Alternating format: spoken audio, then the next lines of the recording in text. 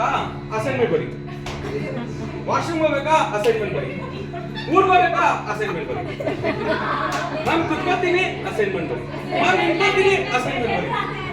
ಇದರಿಂದ ನಮ್ಗೆ ಅದೇ ಸಾಂಗು. ಮೊನ್ನೆ ಒಂದ್ಸಲಿ ಲೇಟ್ ಆಗಿ ಬಂದೆ, ನಮ್ಮ ಮ್ಯಾಮ್ ಬೈದ್ರು, ಸಿಂಧು ಮ್ಯಾಮ್, ಯಾಕಪ್ಪ ಲೇಟ್ ಆಗಿ ಬರ್ತೀಯ? ಅದ್ರ ಕಾರಣನೇ ಶ್ರೀನಾಥ್ ಸರ್ ಅಂತ ಹೇಳಿ. ಅವ್ರು ಮಾಡಿರೋ GSS ಪಾಠ ನನಗೆ ಲೈಫಲ್ಲಿ ಎಷ್ಟು ಇಂಪ್ಯಾಕ್ಟ್ ಆಗಿದೆ ಅಂದ್ರೆ, ಗಾಡಿ ನಿಂತ್ಕೊಂಡಿದ್ದೆ ಪೆಟ್ರೋಲ್ ಬಂಕು, ನೆಕ್ಸ್ಟ್ ನಾನೇ ಅವಾಗಿಂದ ನಿಂತಿದ್ದೀನಿ, ಹಿಂದೆ ಒಂದು ಹುಡುಗಿ ಬಂದು ಹಿಂಗೆ ನೋಡಿದೆ, ಗಾಡಿ ಒಂದು ಚೂರ್ ಟಚ್ ಆಯ್ತು,